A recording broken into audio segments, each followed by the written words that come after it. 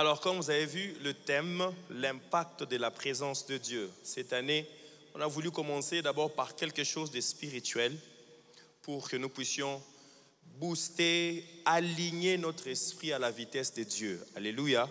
Dis au voisin, aligne ton esprit à la vitesse de Dieu. Parce que cette année, Dieu va donner certaines fréquences. Pour que tu puisses capter ces fréquences, tu dois t'aligner à sa vitesse. Alléluia. Alors nous voulons d'abord commencer par là pendant tous ces mois de janvier, que ce soit le mercredi, que ce soit les jeudis. Quand nous venons ici, nous venons vraiment pour aligner, activer notre esprit. Ça veut dire, comme dit Malou, requinquer. Donc on va booster notre esprit. Deux buts que nous poursuivons. Premièrement, nous voulons comprendre et expérimenter la présence de Dieu comme fondement pour être des témoins efficaces et impactants dans la société. Nous voulons premièrement comprendre les réalités de la présence de Dieu. Qu'est-ce qui se passe exactement quand nous sommes dans la présence de Dieu? Vous savez, c'est important. Des fois, nous venons subir des choses dans la présence de Dieu. Or, nous pouvons aussi jouir consciemment des choses qui se passent dans la présence de Dieu. Nous voulons comprendre et expérimenter la présence de Dieu. Nous ne pouvons pas fonctionner cette année ou avoir l'audace de risquer sans la présence de Dieu. Si nous voulons risquer cette année, nous devons nous rassurer comme David. Il a vu que son peuple a été attaqué. On a pris femmes, enfants et les biens. Il est allé d'abord consulter l'Éternel et il a posé des questions, Seigneur. Si j'allais, est-ce que je vais les rattraper? Est-ce que je vais vaincre? Et cette année, nous ne voulons pas seulement aller, mais nous voulons nous rassurer que nous fonctionnons avec Dieu. Alléluia. Deuxième but, c'est nous préparer spirituellement à vivre une année d'impact en manifestant la présence de Dieu dans les 3 dimensions. Nous voulons spirituellement être préparés. Nous voulons déjà aligner notre esprit. On ne va pas attendre qu'il y ait une retraite, on ne va pas attendre qu'on soit au milieu de l'année. Nous voulons déjà, dès ce premier dimanche, commencer à être de plus en plus conscients, à être préparés spirituellement. Nous voulons aligner notre esprit. Nous voulons comprendre ces choses. Comment est-ce que Dieu veut fonctionner avec nous en cette année 2025? Vous savez, la prière du 31 dès le départ qui disait « Dieu est sur le point de faire quelque chose de nouveau ». Et il pose la question « Est-ce que je ne vais pas vous le faire savoir ?» Or, nous savons que Dieu est comment? Esprit. Est esprit. Si nous devons fonctionner avec lui, c'est en esprit que nous devons fonctionner. Et si c'est en esprit que nous devons fonctionner, nous devons suffisamment travailler, activer, rendre notre esprit accessible aux réalités de Dieu. Et pour que nous puissions avoir accès, manifester, avoir de l'impact, nous devons comprendre les dimensions de la présence de Dieu. Et je crois que les 17, le jour de la veillée, ces jours-là, ça sera vraiment glorieux. Vous voyez, ça sera glorieux. Si nous voulons vivre Dieu en cette année, nous devons reconnaître sa présence et s'y attacher. Être tellement conscient de sa présence. N'est pas seulement être conscient parce que demain c'est toi qui vas exhorter. N'est pas seulement être conscient parce que demain tu iras à l'église. Mais être conscient de la présence de Dieu 24 heures sur 24. Vous savez, il y a des gens qui, les dimanches, c'est devenu comme un jour religieux pour eux. Ah, dimanche on va à l'église. Quand il finit, il va faire ses affaires. Moi je me rappelle, quand j'étais chrétien dedans, chrétien dehors, les dimanches, on vient avec mon petit Nouveau Testament en poche. Quand on finit les cultes, c'est fini. On va bien avec les amis. Mais cette année, nous voulons, partout où nous irons. Si ces jours-là, tu t'es retrouvé dans une boîte de nuit, que tu sois conscient que Dieu est là. Alléluia. Alléluia. Je sais que toi, tu ne vas pas dans des boîtes de nuit. Amen. Mais si ça arrivait pour des raisons professionnelles, que tu te retrouves là-bas et que tu rencontrais le pasteur, Tu lui dis que pasteur, je suis ici, mais je suis conscient de la présence de Dieu. Alléluia. Tozer dit ceci dans son livre « La poursuite de Dieu ». Il dit, nous ne cherchons pas Dieu parce qu'il est loin. Vous savez, des fois quand on dit, je vais chercher Dieu, c'est comme s'il est quelque part. Je vais à Mangengenge parce que Dieu est là-bas. C'est comme si je dois faire un effort physique, fournir des efforts physiques pour aller trouver Dieu. Non, il dit, nous cherchons Dieu parce que nous devons apprendre à reconnaître que c'est lui qui est déjà là. C'est quand nous venons ici, c'est pas que Dieu va venir, Dieu nous attendait déjà. C'est que partout où tu es, peu importe l'endroit, peu importe la hauteur ou la profondeur, sache que Dieu est là. L'effort que nous devons fournir, c'est de reconnaître comme Jacob, même en plein sommeil, reconnaître que Dieu était là. Alléluia. Et cette année, c'est que nous voulons tous ensemble être de plus en plus conscients de la présence de Dieu. Vous savez, Jésus était porteur de la présence de Dieu. Partout où il allait, qu'il aille dans une fête, qu'il aille dans un cimetière, partout où il allait, il était conscient qu'il était porteur de la présence de Dieu. C'est comme si il y a des endroits où on est chrétien normal et il y a des endroits où on est chrétien actif. Dieu veut que nous soyons actifs partout où nous sommes.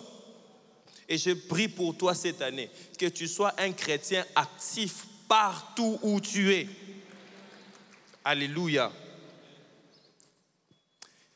Alors, comme tout enseignement, il y a une table de matière. Le premier point, c'est l'introduction. Le deuxième point, c'est l'aperçu sur l'impact et la présence de Dieu, puisque le thème, c'est l'impact de la présence de Dieu.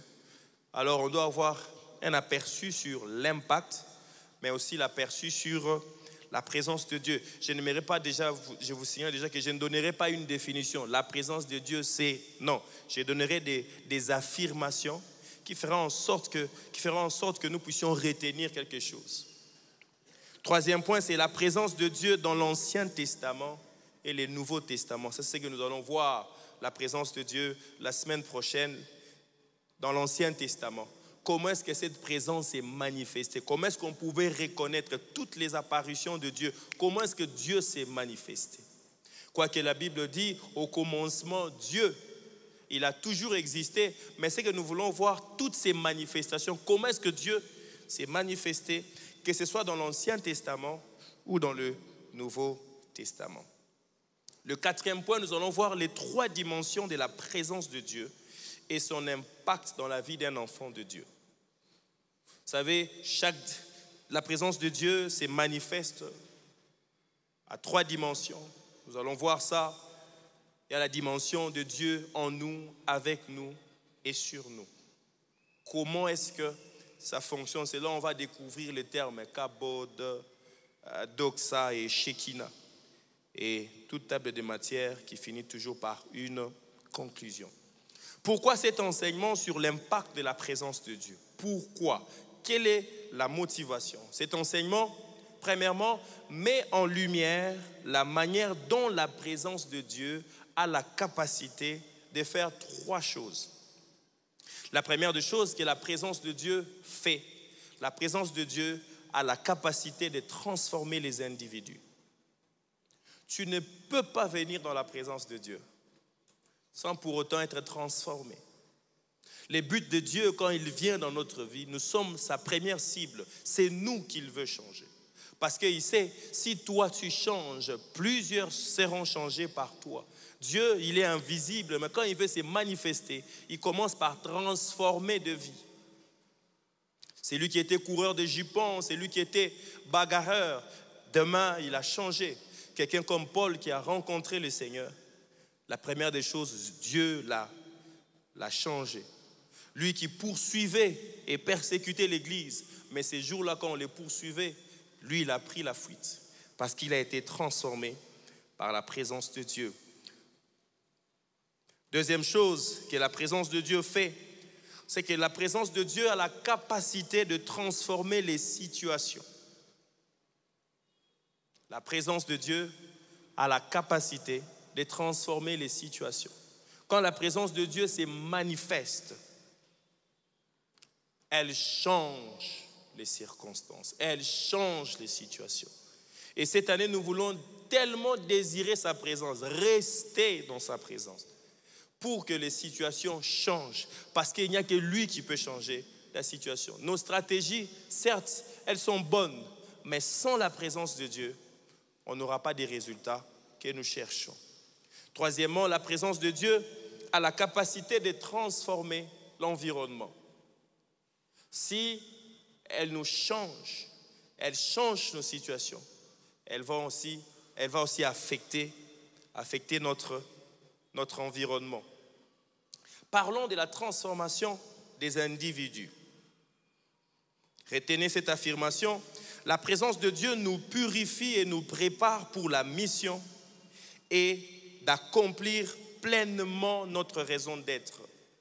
La présence de Dieu nous purifie, mais aussi elle nous prépare. Ésaïe chapitre 6, le verset 5, je vais lire. Il dit, alors j'ai dit, malheur à moi, je suis perdu, car je suis un homme dont les lèvres sont impures. J'habite au milieu d'un peuple dont les lèvres sont impures, et mes yeux ont vu le roi, l'Éternel des armées. Mais l'un des séraphins vola vers moi, tenant à la main une pierre ardente qu'il avait prise sur l'autel avec des pincettes. Il en toucha ma bouche et dit, ceci a touché tes lèvres, ton iniquité est enlevée et ton péché est expié. La présence de Dieu a la capacité de nous purifier. Tu vois les choses que tu n'arrives pas à abandonner. Reste seulement dans la présence de Dieu. Juste un peu de temps. Tu vois, si tu as l'habitude de faire 1 heure, 30 minutes, 15 minutes, cette année, ajoute encore un peu de temps. Reste encore dans la présence de Dieu. Vous savez, des fois, nous sommes très pressés quand nous venons dans la présence de Dieu. On a juste envie de parler. Ça vous est déjà arrivé, tu es là, tu as envie de prier, mais tu ne sens pas le désir de parler, de t'exprimer. Tu sens juste que tu dois rester calme. Cette année, quand tu auras ces désirs, reste calme dans la présence de Dieu. Laisse Dieu, donne à Dieu encore 2 ou 3 minutes de plus. Vous savez, quand nous regardons une série, vous savez, les séries d'aujourd'hui, je ne sais pas qu'est-ce qui s'est passé. Quand on arrive vers la fin, on vous fait un punchline pour vous donner le goût de regarder le prochain épisode. Je ne sais pas pour vous. C'est qu'à chaque fois que tu regardes, tu vas commencer, non, je vais regarder seulement les derniers épisodes. Je vais regarder seulement les derniers. Seulement les derniers. Et puis tu te retrouves qu'il est 5 heures du matin, tu regardais seulement les derniers. Et cette année, j'ai pris que tu désires Dieu comme ça. Seigneur, je vais faire seulement 5 minutes. Seigneur, 5 minutes encore. Seigneur, 5 minutes encore. Tu te retrouves jusqu'au petit matin. Cette année, on fera des H12, mais de 18h à 6h du matin. C'est qu'on va inverser. Ce ne sera plus de 8h à 20h. On va maintenant inverser. On commence ici à 18h. Aussi, sinon, Moussala, ouye, au Koutibiso. Si tu as commis 6h, tu dis, Seigneur, on t'ajoute encore 1 heure. On t'ajoute encore 1 heure, 1 heure, 1 heure, 1 heure. Plus tu restes dans la présence de Dieu, plus les choses changent. Alléluia. La présence de Dieu qui transforme les individus. On voit quelqu'un comme Moïse sur les monts Sinaï. Exode chapitre 34, le verset 29. Moïse descendit de la montagne de Sinaï ayant les 2 tables du témoignage dans sa main. En descendant de la montagne, il ne savait pas que la peau de son visage rayonnait. Pourquoi? Parce qu'il avait parlé avec l'Éternel. Vous imaginez? Juste le fait de parler avec Dieu, il a passé un long moment dans la présence de Dieu. Et en descendant, quoi qu'il a reçu la loi, mais il y a eu un impact dans sa vie. J'ai pris cette année, alors que tu resteras dans la présence de Dieu, qu'il y ait un impact dans ton corps. L'impact de sa présence, que ça soit marqué sur ton corps. Que les gens constatent que quelque chose est arrivé. La présence de Dieu a la capacité de transformer notre apparence physique. Toi qui te considères vilain, vilaine, c'est toi qui te considères, c'est l'impression que tu as. Mais reste un peu dans la présence de Dieu. Tu auras des langages de David qui dit « J'ai béni Dieu parce que je suis une créature si merveilleuse ». Il n'y a que ceux qui restent dans la présence de Dieu, qui savent apprécier la beauté que Dieu leur donne. Alléluia. Tu comprendras que ceux qui ont l'équipe na moulaï, ils ont l'équipe na mukuse. Ceux qui ont l'équipe na pembe, ils ont l'équipe na parce que tu es une créature si merveilleuse. Alléluia. Vous comprenez que mukuse na ba situation où tu as besoin de mukuse. Dans la situation où tu as besoin de ya.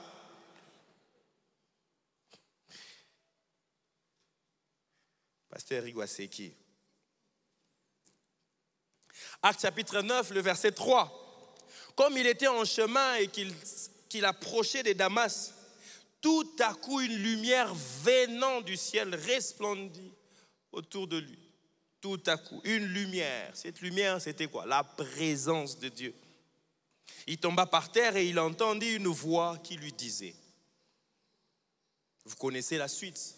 Paul qui allait sur le chemin de Damas pour aller arrêter les chrétiens, persécuter les chrétiens. Il rencontre le Seigneur. Une lumière, il tombe sur le cheval qui le portait et directement il rencontre le Seigneur. Regardez ce que la présence de Dieu peut faire. La présence de Dieu a radicalement changé Paul. Vous imaginez la présence de Dieu qui peut te changer complètement. Toi qui continues encore à prendre la bière. Non, yasuka. Tu essaies, ça ne marche pas. Essaye la présence de Dieu. Essaye la présence de Dieu, tu verras, tu vas abandonner. Les choses que tu n'arrives pas là, reste seulement dans la présence de Dieu. Non, pasteur, j'ai jeûné, j'ai prié, j'ai fait des disciplines, j'ai fait, mais je n'arrive pas à abandonner. Cette fois-ci, dis au voisin, essaye la présence de Dieu. Comme je l'ai dit, la présence de Dieu, ce n'est pas seulement les jeûnes et la prière, mais développer sa conscience à savoir que Dieu est là. La présence de Dieu a radicalement changé Paul, les transformant des persécuteurs à apôtres des nations. Vous imaginez un persécuteur qui est devenu un apôtre. Aujourd'hui, il a écrit pratiquement 51% du Nouveau Testament. Si aujourd'hui on enlevait les écrits de Paul, il nous serait difficile de comprendre les enseignements de Jésus. 51% du Nouveau Testament. Mais j'ai dit aussi, la présence de Dieu a la capacité de transformer les situations. Exode chapitre 14, le verset 19. L'ange de Dieu qui allait devant les camps d'Israël partit et alla derrière eux. Et la colonne de nuée partit de devant eux et s'éteint derrière eux. Et vous connaissez la suite de l'histoire. Les Égyptiens qui sont en train de suivre les enfants d'Israël pour les tuer. Et Dieu, premièrement, a garanti leur sécurité, mais devant aussi, il a frayé un chemin. La présence de Dieu, symbolisée par la colonne de nuée et de feu, a la capacité, premièrement, de te protéger, mais aussi de frayer un chemin. Vous rappelez-vous, Ésaïe qui dit, Dieu est sur le point de faire quelque chose de nouveau. Premièrement, il fait quoi? Il fraye un chemin dans les déserts. Plus nous désirons la présence de Dieu, la première des choses que Dieu nous garantit, c'est sa protection. Dis au voisin, cette année, tu seras protégé par Dieu. C'est Dieu qui garantit. Tes ennemis vont te suivre, ce n'est pas un problème, c'est ça leur travail. Je disais à quelqu'un, aussi longtemps qu'il n'y a pas d'adversaire devant toi, il n'y a pas de table, il n'y a pas de coupe, il n'y aura pas d'huile qui va déborder. Il faut qu'il y ait des ennemis en face de toi pour que ta coupe déborde. Alléluia. On comprend dans mon terre. C'est qu'il y a certaines choses que nous cherchons avec Dieu pour que Dieu puisse nous les donner.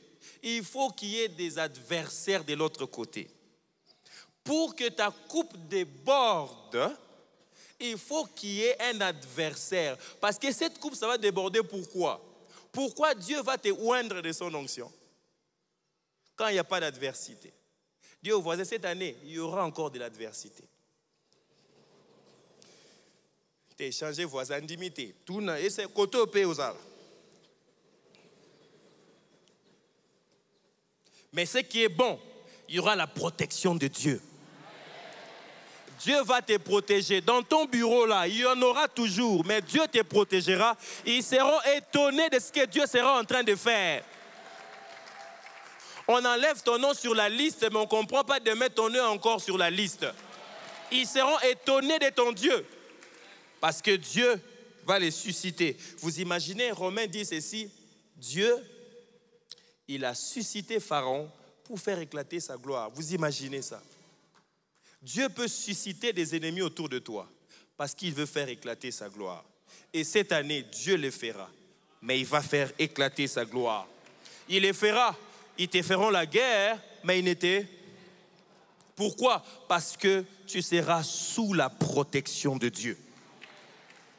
Non seulement que tu seras sous la protection de Dieu, mais il montre ici dans ces textes, quand Dieu transforme les situations, non seulement qu'il nous protège, mais il est capable de frayer un chemin nouveau. J'ai pris cette année, je ne sais pas dans quel domaine, que Dieu trace un chemin nouveau.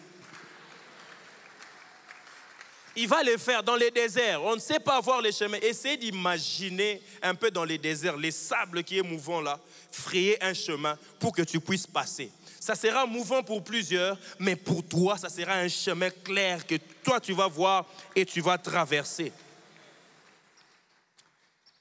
Daniel chapitre 3, le verset 24. La Bible dit, je vois 4 hommes sans lien qui marchent au milieu du feu. Vous savez, ce sont les hommes qui sont allés jeter Daniel et ses compagnons dans la fournaise ardente. Et on dit que les gens qui allaient pour jeter Daniel et ses amis, on a tellement augmenté la température, eux-mêmes ils s'étaient brûlés. Vous imaginez ça? Les gens qui veulent te faire du mal, eux-mêmes s'est brûlés. Et d'autres viennent pour constater, ils ont vu que c'est comme s'il y a un 4e homme dans le feu. C'est que même dans l'adversité, quand Dieu permet que tu traverses une situation difficile, c'est qu'il veut entrer dans ta situation. Si tu pries, tu vois que Dieu n'écarte pas ça. C'est que c'est dans cette situation-là que Dieu va se manifester. Je prie cette année que tu puisses voir Dieu dans ta situation difficile. La Bible dit, la figure du 4e homme ressemble à celle d'un fils de Dieu.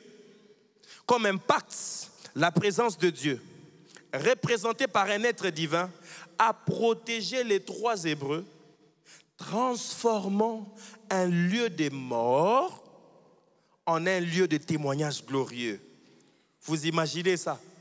Un lieu où on dit que c'est fini en Koufalobi et si rien ne va plus se passer dans sa vie. Mais Dieu utilise cette situation pour qu'on puisse témoigner. J'aimerais dire à quelqu'un ce matin, c'est par quoi tu es en train de passer, il y a un témoignage derrière. Tu rendras grâce à Dieu. Seigneur, il fallait que ça ne se passe seulement comme ça pour que le témoignage soit tellement glorieux. Si ça draine, c'est parce que Dieu est en train de te comprimer un lot de témoignages. Quand tu témoigneras, ça sera un témoignage international. Actes chapitre 16, le verset 25. Nous connaissons l'histoire. Paul et Silas arrêtés à cause de l'évangile. On les a fouettés, on les a jetés en prison. Et au milieu de la nuit, ils se sont décidés d'activer la machine qui active la présence de Dieu. Ils se sont mis à louer. Vous savez, c'est bien des fois quand nous venons dans des rassemblements pareils, nous subissons la présence de Dieu. Malheureusement, les désavantages, c'est que quand tu sors, tu ne sais plus reprendre la formule pour activer cette présence. Je vais m'expliquer. En 2011, je participe à une retraite prophétique. Là où j'ai étudié à Rema Worship. Ces jours-là où Dieu m'avait utilisé avec des paroles de connaissance, j'ai donné des chiffres. Koleraguna prophète, c'est d'où? J'ai donné des chiffres, j'ai donné des 5, c'était des précisions, j'ai donné. Et quand je suis sorti, j'ai essayé de reprendre ça à la maison. C'est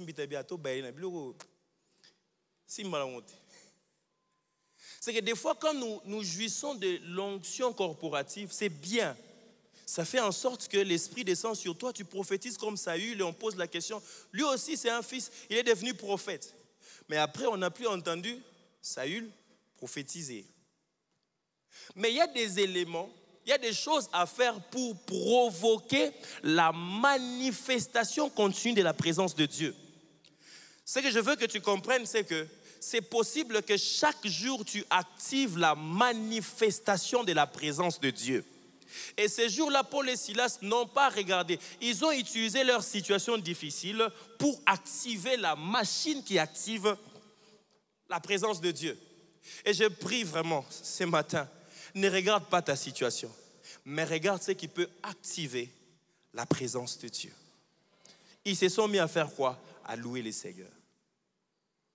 Vous savez, quand on dira louer l'Éternel, louons Dieu parce qu'il siège au milieu de quoi? C'est la louange de son peuple. Si nous voulons voir Dieu à l'œuvre dans cette église, si nous voulons voir Dieu à l'œuvre dans cette nation, apprenons à faire quoi? À activer la machine qui active la présence de Dieu, qui est la louange. À cause de la louange, la Bible dit, tout à coup, il s'est fait un grand tremblement de terre, en sorte que les fondements de la prison furent quoi? Ébranlés. La présence de Dieu a libéré Paul et Silas et conduit à la conversion d'un geôlier. Vous imaginez, juste parce qu'ils ont loué, il y a eu la présence de Dieu qui s'est manifestée. Il y a eu des conversions. On raconte toujours l'histoire du réveil aux États-Unis, à Azusa Street. Ils étaient en train d'adorer, de louer le Seigneur. L'Esprit est descendu. Et quand l'Esprit est descendu, il y a eu des manifestations surnaturelles. Ils commençaient des cultes, ils commencent à 10h, ils finissent à 18h. Ils ne savaient pas, ils savaient quand est-ce qu'ils allaient commencer, mais ils ne savaient pas quand est-ce qu'il fallait finir. C'était des cultes de 8h, de 10h. Vous imaginez, il n'y avait pas la technologie qu'on a aujourd'hui. Il y avait peut-être les mbunda, je ne sais pas ce qu'il y avait des pianos, tout ça. Mais il y avait une forte présence de Dieu. Les gens venaient de partout. Les aveugles, les paralytiques, les morts, ressuscités dans la présence de Dieu. On n'imposait même pas les mains. Et il y avait des conversions. Vous imaginez ce que la présence de Dieu peut faire. La présence de Dieu aussi a la capacité de transformer, comme j'ai dit, les environnements. 1 Roi chapitre 8, le verset 10. La maison de l'Éternel fut remplie de la nuée. On va voir tous ces termes le dimanche prochain. Quand on dit nuée, feu, colonne de feu, toutes ces choses-là, les manifestations de Dieu dans l'Ancien Testament. Et chaque manifestation représentait une dimension. La Bible dit que les sacrificateurs ne purent pas y rester pour faire le service. Pourquoi? Parce que la gloire de Dieu a rempli les temples, sanctifiant l'environnement. Est-ce que vous imaginez que la présence de Dieu peut sanctifier votre maison?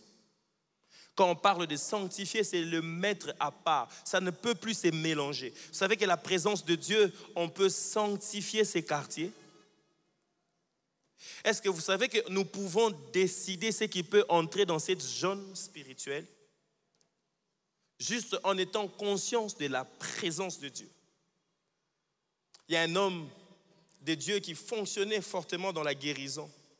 Un jour, il est allé habiter dans un quartier et il a décidé qu'il n'y aura plus de malades là où il est. Pendant 5 ans, personne n'a souffert même des maux de tête. Il a sanctifié l'environnement. Est-ce que vous imaginez qu'on peut sanctifier des choses dans cette nation?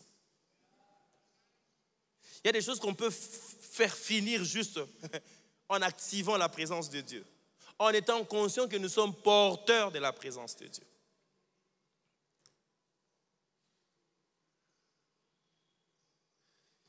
Actes chapitre 2, le jour de la Pentecôte, ils virent des langues semblables à des langues de feu qui se posèrent sur chacun d'eux. Les langues semblables à des langues de feu. Le feu qui descendait. Quand on dit les langues semblables, les langues dont on parle là-bas, c'est la lumière, là, le feu là qu'on voit sur la bougie. C'était la manifestation de la présence de Dieu. On va voir ça. La présence du Saint-Esprit a transformé une pièce ordinaire en un lieu de puissance divine. C'est moi cette salle ici qui ressemble à un hangar. Il est possible que ça devienne un lieu de rencontre de puissance divine. Ou quand les gens entrent ici, ils entrent KO, mais ils sortent OK. Ils entrent abattus, mais ils sortent en ces lieux réconfortés. Pourquoi? Parce que ces lieux est saturé de la présence de Dieu. 1 Roi chapitre 18, le verset 36, la Bible dit, alors le feu de l'Éternel tomba et il consuma l'Holocauste. La manifestation de la présence de Dieu a transformé une situation de doute national en un moment de repentance et de restauration spirituelle pour Israël. Vous connaissez, Élie, il est venu, il a lancé les défis.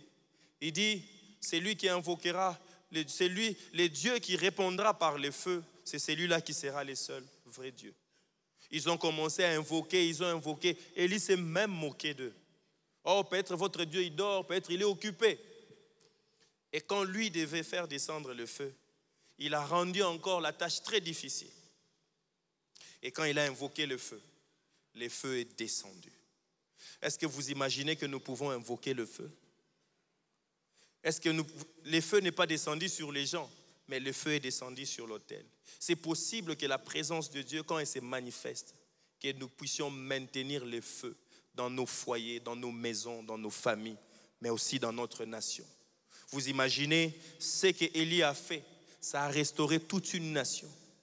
Ici, il y a plus qu'Élie. Alléluia. Élie n'était pas rempli de l'Esprit. Toi, tu es rempli de l'Esprit. La présence constante, glorieuse de Dieu n'était pas sur Élie à tout moment, mais toi, tu l'as tous les jours parce que Dieu a fait de toi son habitation. C'est qu'à tout moment, tu peux utiliser ce pouvoir pour paralyser les œuvres de l'ennemi. C'est ce que 1 Jean 3,8 dit, le Fils de l'homme a apparu pour détruire les œuvres de l'ennemi. Or, ce Fils de l'homme, il habite en toi. S'il habite en toi, il te donne aussi la possibilité de paralyser les œuvres de l'ennemi. C'est que quand tu fais un cauchemar, tu te lèves la nuit, tu commences à briser. Tu n'as même pas besoin de composer les numéros du pasteur. Parce que tu sais qu'il habite en toi et Dieu veut que tu puisses le manifester à tout moment. Alléluia. La grande question, c'est quoi la présence de Dieu? Là, nous avons vu l'impact. C'est que la présence de Dieu peut causer. Vous savez, quand on a Dieu, un homme a dit, Bisika, Zambaza et Yebana. Quand Dieu est là, quand notre Dieu est là, on doit savoir que Dieu est là. On a vu l'impact, ce que ça peut faire. Ça change des vies, ça change des situations, mais ça change aussi notre environnement. Cette année, décide-toi de changer ton environnement par la présence de Dieu.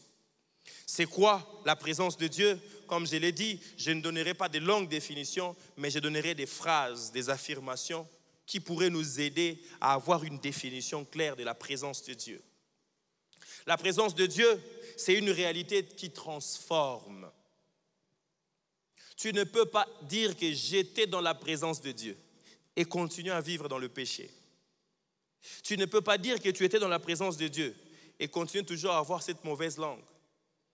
Tu ne peux pas dire que tu es dans la présence de Dieu. Vous savez, il y a des gens qui viennent dans la présence de Dieu, mais qui grondent le protocole. Non, ce n'est pas toi. Je ne parle pas de toi. On te donne la place à droite. Non, moi je veux ici. À l'église. Au biki kakapotoza l'église. Ce n'est pas toi. Mais ils font comment? Tu viens vraiment dans la présence de Dieu. Tu dis que tu es tout pour moi. Sans toi, je ne peux vivre. Et tu ne changes pas.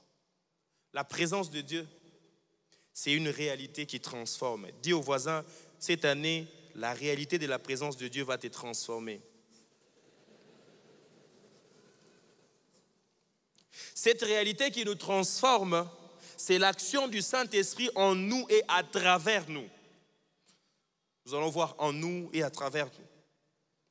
Cette réalité qui transforme, elle apporte la transformation, elle apporte la liberté. Vous vous souvenez-vous, Corinthiens dit, là où est l'Esprit de Dieu, là où est la liberté. Tu ne peux pas être rempli de l'Esprit et être encore esclave du péché. Parce que quand on parle de la liberté, des fois on pense les démons. Non, on pense que c'est d'abord le péché et la mort. On est libre du péché, on n'a plus peur. La mort n'a plus l'emprise sur nous, ni le péché. Quand l'Esprit de Dieu, quand cette réalité qui transforme, tu es conscient de cette réalité, tu es libre. Dis au voisin, tu es libre. Tu n'es pas obligé de vivre dans la culpabilité. Parce que la présence de Dieu apporte la liberté, mais aussi la puissance. Cette réalité qui transforme, c'est une réalité constante du Saint-Esprit, accessible pour apporter. Elle est aussi accessible pour apporter la liberté, mais aussi la transformation. Quand tu restes dans la présence de Dieu, Dieu va te libérer. Il va te libérer de ces péchés que tu n'arrives pas à abandonner. Des fois, tu sais, quand tu pries, tu pleures, tu dis à Dieu, Seigneur, j'ai jeûné. P24, ici, j'ai jeûné pour ça. Les 31, j'ai même prié pour ça. Mais je suis encore tombé. J'aimerais te garantir, la présence de Dieu, c'est une réalité qui transforme, qui peut te sortir de ces péchés-là. Mais aussi, la présence de Dieu, c'est une révélation de sa gloire et de son caractère. Là où Dieu dit, faisons l'homme à notre image. C'est que c'est une révélation de sa gloire, de sa doxa, mais aussi de sa nature, de son caractère. Vous savez, quand on dit que nous portons le poids de Dieu, nous portons la nature. Ces poids, quand la doxa vient sur nous, elle vient pour nous transformer, changer notre caractère, que nous puissions manifester, que nous puissions révéler la nature de Dieu. La présence de Dieu, elle révèle sa sainteté, elle révèle sa puissance et son amour. Tu ne peux pas dire que je suis environné de la présence de Dieu quand tu ne manifestes pas l'amour. Vous savez, pardonner, il n'y a que Dieu qui peut te donner la force de pardonner. Tu ne peux pas pardonner par toi-même. Un jour, les disciples viennent poser la question à Jésus, « Maître, combien de fois faudrait-il pardonner ?» Vous savez, non? La réponse, Jésus dit, il faut pardonner combien? 7 fois. 7 fois, 7 fois, 7 fois, 7 fois. Ça voulait juste dire, il faut pardonner jusqu'à l'infini. J'aime bien, j'aurais bien voulu voir les disciples. Ils ont regardé Jésus. Regardez ce qu'ils ont demandé. Maître, fais quoi? Augmente-nous la foi. Ce n'est pas par la foi humaine qu'on peut pardonner. Il n'y a que la foi de Dieu. Et cette foi grandit dans la présence de Dieu. Tu ne peux pas avoir l'habilité de pardonner, de supporter. Quand on dit supportez-vous les uns les autres, c'est bien de dire. Hein? Il y a des gens, quand tu regardes, tu te dis, là je les supporte, puis je les tolère.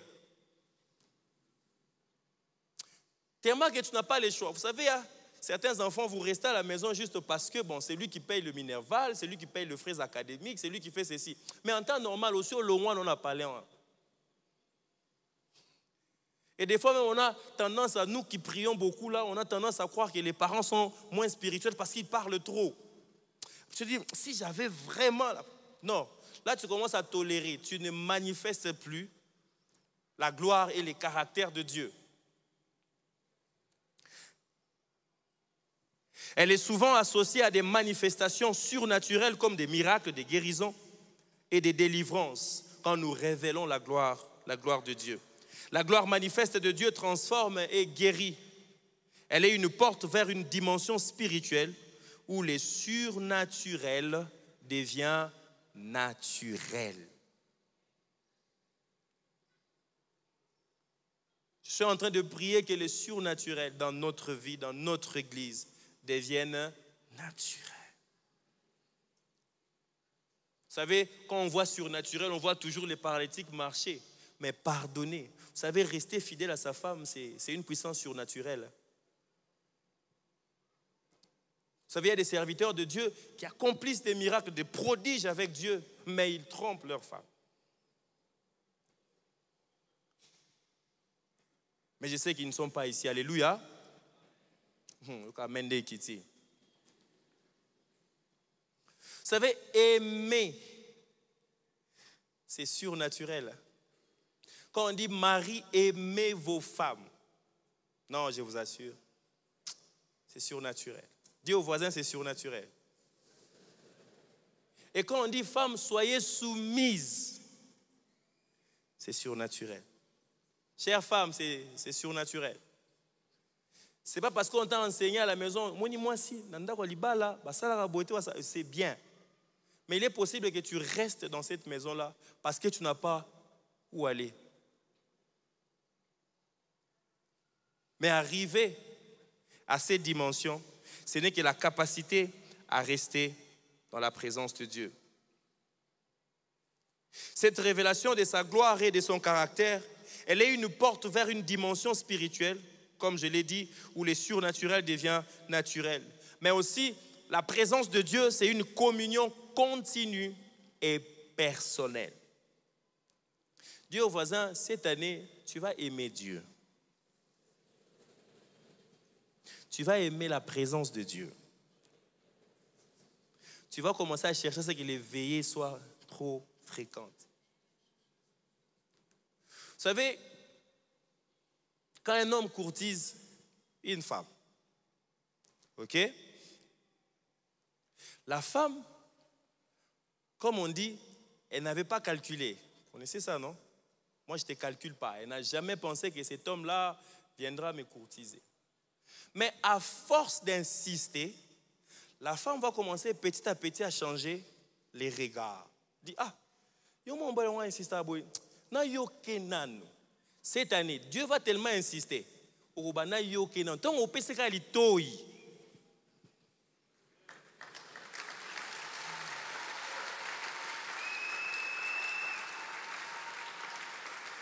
Tu diras, qu'est-ce que Dieu a à me dire? Après, tu seras en train de les regarder. Il est comment? Après, tu verras qu'il est capable de faire plusieurs choses. C'est que cette année, Dieu va tellement te courtiser que tu vas tomber amoureux de Dieu. Tu vas tellement tomber amoureux de Dieu que le péché ne sera plus ton partage. C'est que tu chercheras à être toujours prêt pour rencontrer ton époux. Tu te diras, il peut venir me voir à n'importe quel moment. Vous savez, quand on était petit, pasteur David, on disait, ce est ma vraie chérie, qui est née à Tongo Tango à la Mukaka. Non, eh bien, on t'est. Ah, génération WhatsApp. Pasteur Rigo, eh bien, ils sont propriétaire, moi ici. C'est va les matins chez elle là, quand elle se réveille. Mais j'aimerais te dire, à chaque fois que Dieu viendra pour te rencontrer, il te rencontrera, tu seras toujours prêt. Parce que tu seras tellement conscient de sa présence, de sa personne, de ce qu'il veut faire, de ce qu'il veut accomplir avec toi. Dis au voisin, tu vas aimer Dieu. Comme jamais tu l'as aimé. Tu vas commencer toi-même, tu prends l'été comme ça, tu commences à pleurer, tu dis Seigneur, je t'aime, Seigneur, je te cherche, Seigneur, je te veux. Parce qu'il va tellement saturer ta vie, il va tellement saturer ta vie. Si je peux même dire qu'il y aura de l'addiction positive dans la présence de Dieu. La présence de Dieu est un espace d'intimité où l'on peut vivre une relation profonde avec lui. Un espace d'intimité. Tu créeras de l'espace, créé, parce qu'il veut une communion continue, en permanence. Pas de temps en temps. Dieu veut, H24, que tu sois toujours avec lui. Vous savez, les hommes qui sont jaloux là, après, tu es où? Tu es arrivé où? Tu es arrivé où? on va accepter la jalousie de Dieu cette année. Parce qu'à tout moment, il te cherchera. C'est une relation continue et personnelle. Comme je l'ai dit, la présence de Dieu est un espace d'intimité où l'on peut vivre une relation profonde avec lui, être aligné à sa volonté et être guidé par son esprit. C'est une relation continue avec le Saint-Esprit apportant transformation et impact. Elle est le point central de la prière efficace. La prière efficace, ce n'est pas le fait que tu as maîtrisé le verset. La prière efficace, ce n'est pas le fait que tu as bien agencé le mot. La prière efficace, c'est parce que tu es en intimité avec Dieu. Et cette prière découle du plus profond de ton cœur. Tu n'as plus besoin de lire les notes. Mais quand tu parles, tu déverses tout ton cœur dans la présence de Dieu. C'est quand tu chantes « Oui, j'aime, oui, j'aime. Oui, j'aime ta présence. Oui, j'aime, oui, j'aime. Oui, j'aime ta présence. Je sens sa présence. J'aime, oui, j'aime. Oui, je t'aime, Jésus. Oui, j'aime, oui, j'aime. Oui, j'aime ta présence. Oui, j'aime, oui, j'aime. Oui, j'aime.